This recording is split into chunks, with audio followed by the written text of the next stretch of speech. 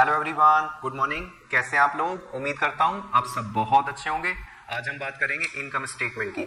Financial management के हर chapter में लगभग हम इनकम स्टेटमेंट का यूज करते हैं क्वेश्चंस को सॉल्व करने के लिए, कॉन्सेप्ट्स को अच्छे से समझने के लिए, राइट। तो इसी इनकम स्टेटमेंट की हम बात करेंगे। इनकम स्टेटमेंट कहां से स्टार्ट होगी? इनकम स्टेटमेंट सेल वैल्यू से स्टार्ट होगी। सेल वैल्यू कैसे कैलकुलेट करते हैं? Number of unit sold into में selling price per unit, right. तो इस तरीके से सेल वैल्यू आ जाएगी हमारी। अब सेल वैल्यू में से हम माइनस करेंगे वेरिएबल कॉस्ट। सर आप वेरिएबल कॉस्ट ही क्यों माइनस कर रहे हैं? क्योंकि बेटे फाइनेंशियल मैनेजमेंट में हमें डिसीजंस लेने होते हैं और डिसीजंस लेने के पर्पज से, राइट, हम टोटल कॉस्ट को सेग्रीगेट करते हैं, क्लासिफाई करते हैं into variable cost and fixed cost. Fixed cost हमारी दो टाइप की हो सकती हैं, एक फिक्स्ड ऑपरेटिंग कॉस्ट और एक fixed financial cost.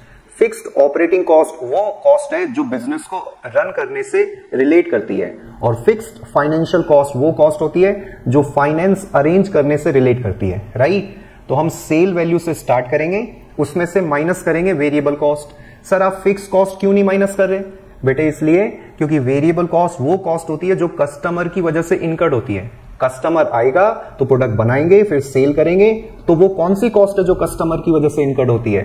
Variable cost. इसी वजह से कस्टमर से सबसे पहले वेरिएबल कॉस्ट को ही रिकवर्ड कर लेते हैं। तो सेल वैल्यू में से आप माइनस करेंगे वेरिएबल कॉस्ट। वेरिएबल कॉस्ट भी कैसे कैलकुलेट होगी? वही सिंपल तरीका, variable cost per unit into में नंबर ऑफ यूनिट सोल्ड। तो सेल में से वेरिएबल कॉस्ट हमने माइनस कर दी, क्या आ जाएगा? Contribution. Contribution is so called contribution as it contributes towards the recovery of fixed operating cost and then profit. तो contribution में से यदि हमने fixed operating cost माइनस कर दी तो क्या आ जाएगा? ऑपरेटिंग प्रॉफिट आ जाएगा। ऑपरेटिंग प्रॉफिट का मतलब है इसमें अभी इंटरेस्ट ऑन डेट्स जो कि फिक्स्ड फाइनेंशियल कॉस्ट है, प्रेफरेंस डिविडेंड जो कि फिक्स्ड फाइनेंशियल कॉस्ट है, ये दोनों कॉस्ट अभी डिडक्ट होनी बाकी है, टैक्स डिडक्ट होना बाकी है। इसीलिए ऑपरेटिंग प्रॉफिट का दूसरा नाम है अर्निंग्स या profit before interest and tax. तो फिर क्या माइनस करेंगे? इंटरेस्ट ऑन डेट्स माइनस करेंगे।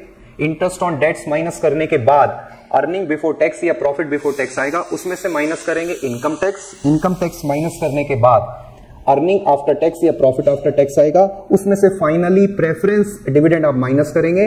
प्रेफरेंस डिविडेंड माइनस करने के बाद जो अर्निंग्स बचेंगी वो मालिकों की होगी, इक्विटी शेयर होल्डर्स की होंगी, इसीलिए उसको कहा जाएगा earnings available to equity share holders. और उसको यदि हम इक्विटी शेयर से डिवाइड कर देंगे तो अर्निंग पर शेयर हमारा कैलकुलेट हो जाएगा। आई होप इनकम स्टेटमेंट आपको समझ में आई हो। तो आप शॉर्ट को लाइक करिएगा, अपने फ्रेंड्स में शेयर कीजिएगा। Thank you.